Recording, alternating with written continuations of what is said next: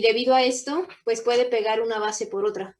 Y esa sería una mutación espontánea porque ningún agente externo lo ocasionó. Igual la de los transposones, lo que ocasiona los transposones, de que mueven de un lugar a otro, también son espontáneas, porque ahora sí que esos son factores intrínsecos en el organismo que ocasionan mutaciones.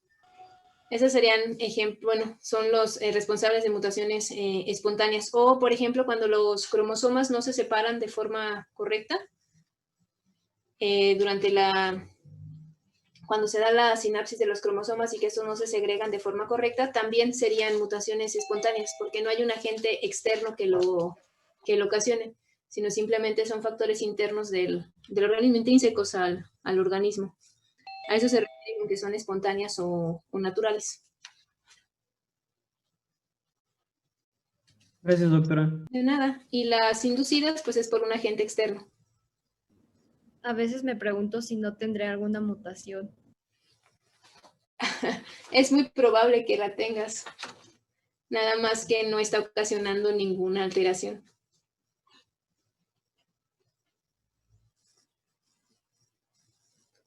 Ahí para poder saberlo hay que habrá que obtener toda secuenciar tu genoma. Disculpe, doctora. Uh-huh.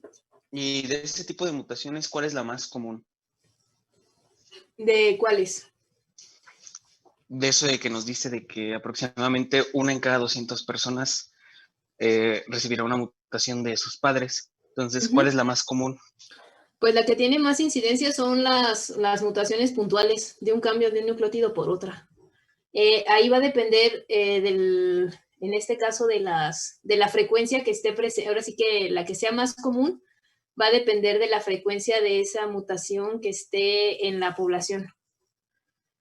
Y también del efecto que tiene. Es decir, hablando de enfermedades, hay enfermedades que tienen un porcentaje de incidencia en la población, es decir, que están presentes en la población en un mayor porcentaje, pero está más referido al tipo de enfermedad, a una enfermedad en particular. O sea, no te puedo decir que la mutación del gen tal sea la más frecuente, porque depende de la población, incluso hasta de la raza, que hay enfermedades que están más frecuentes en determinadas poblaciones.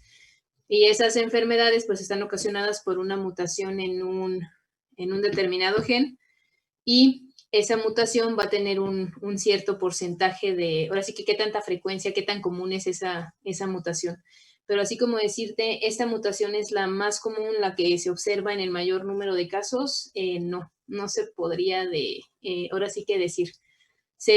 Más que nada se enfocan a los tipos de mutaciones.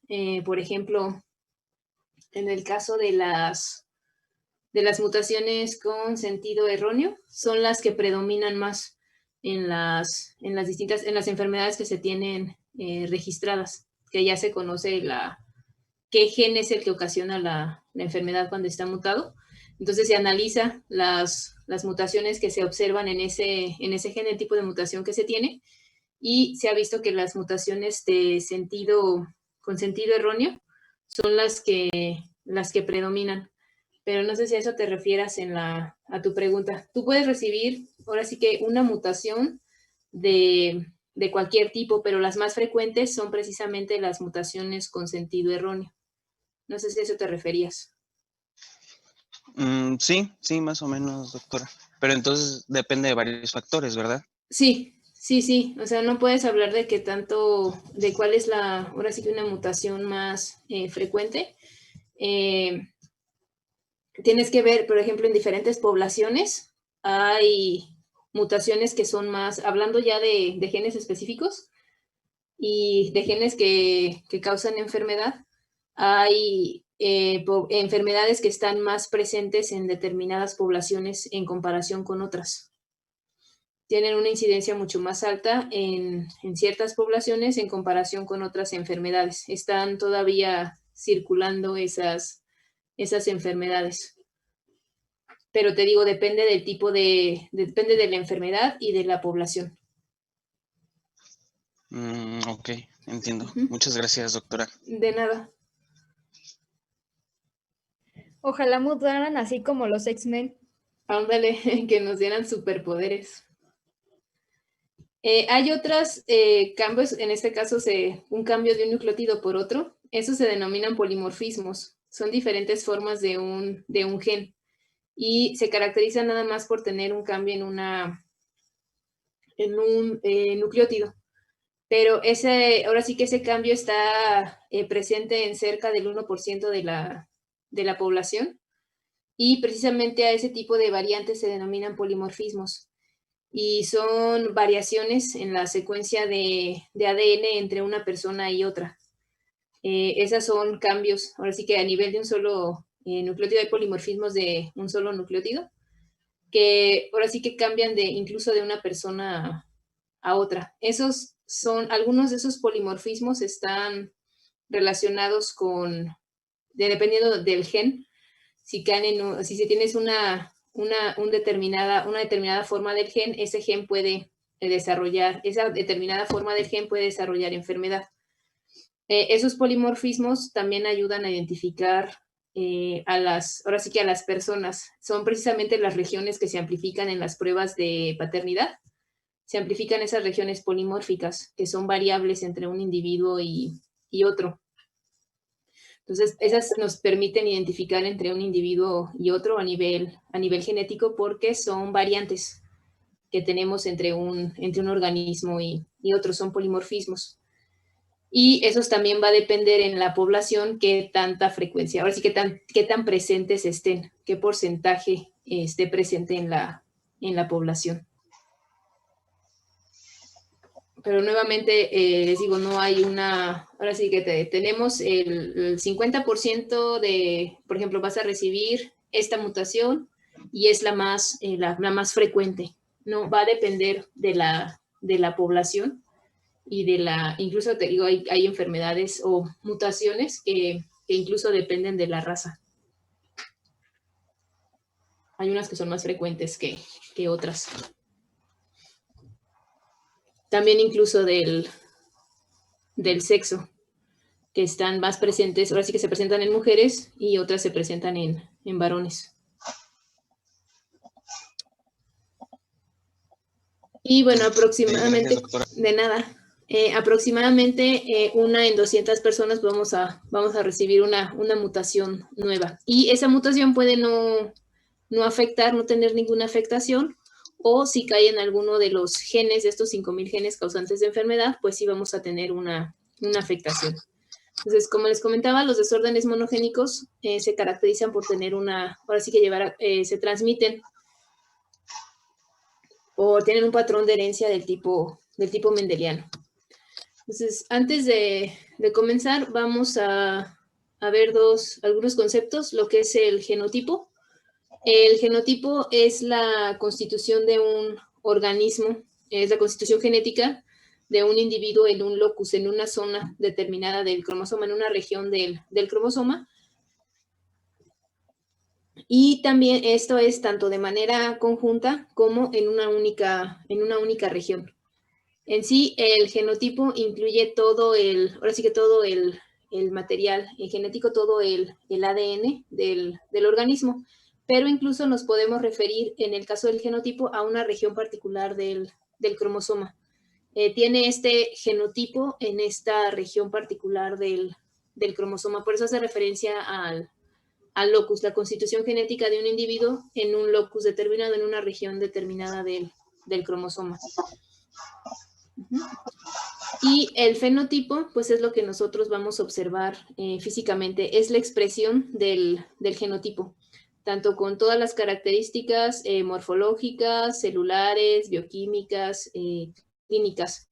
Y aquí el fenotipo, en el caso de los desórdenes monogénicos, pues puede ser normal o patológico, es decir, que desarrolle la enfermedad.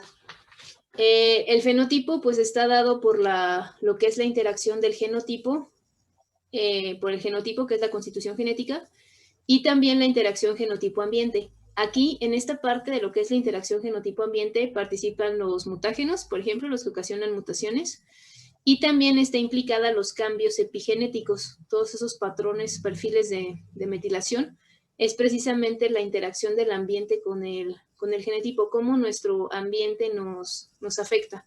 Es precisamente la parte de epigenética que altera los patrones de metilación. En el caso de los genes, pues habíamos mencionado que nosotros recibimos, ahora sí que tenemos dos genes para cada, ahora sí que dos alelos más bien, dos alelos que son las formas alternativas, dos alelos para cada gen. Entonces, si tenemos los dos alelos iguales, se dice que el organismo es homocigoto o homocigota, y si tenemos los dos alelos diferentes, es heterocigoto.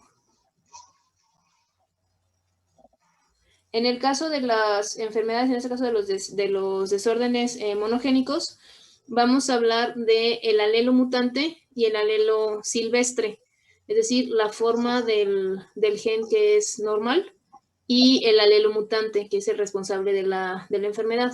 Entonces vamos a hablar de homocigoto para la enfermedad, para el alelo mutante, o heterocigoto para el alelo mutante.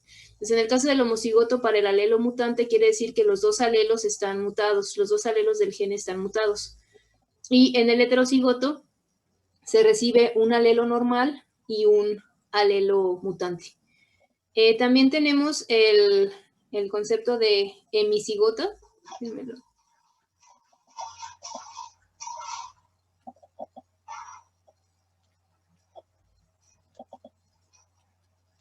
De hemicigoto, en el cual cuando se tiene una única copia del gen, es decir, que solamente se tenga un alelo y ese alelo sea mutante. Entonces, en este caso, los varones son hemicigotos para los genes del cromosoma X, puesto que nada más tienen una copia de cada gen, van a tener un alelo de cada gen. Entonces, se dice que son hemicigotos para los genes del cromosoma X. Pues vamos a tener homocigotos, heterocigotos y hemicigotos, cuando nada más se tiene una única copia del gen, como en el caso de los varones, son hemicigotos para los genes del cromosoma X. ¿Alguna pregunta hasta aquí? Yo no entendí muy bien el hemicigoto. El hemicigoto es únicamente cuando se tiene un solo alelo del gen. Entonces se dice que es hemicigoto para ese gen en particular, porque únicamente se tiene una copia. Y el término hemicigoto se utiliza cuando recibes ese alelo, cuando recibes el alelo mutante. Entonces no tienes otro alelo que pueda suplir la función del alelo mutante porque no está. Y un ejemplo es en el caso de los genes del cromosoma X, en el caso de los varones, que se tiene únicamente una copia de esos genes. En el caso de las mujeres tenemos dos cromosomas X, entonces ahí están presentes los dos alelos. En el caso de los varones nada más tienen uno. Entonces, si en ese cromosoma X reciben el gen mutante, se dice que son hemicigotos para ese gen, para la enfermedad. O sea, mientras las mujeres son ya se me fue el nombre. Olvídelo. ¿Que somos mosaicos? Ajá, los hombres son hemicigotos. Son hemicigotos para los genes del cromosoma X.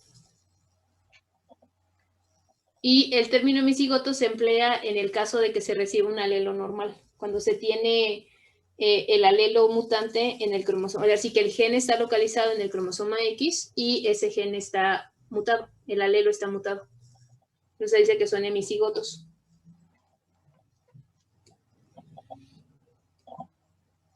No está la otra copia presente que pudiera suplir la función.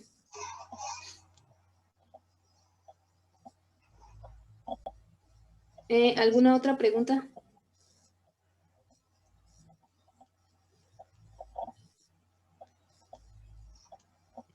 Creo que ya no. ¿No? Yo tengo una, pero no está media rara. O No. sea, por eso, o sea, ya ve que nos dijo que algunas proteínas se modifican. Uh-huh.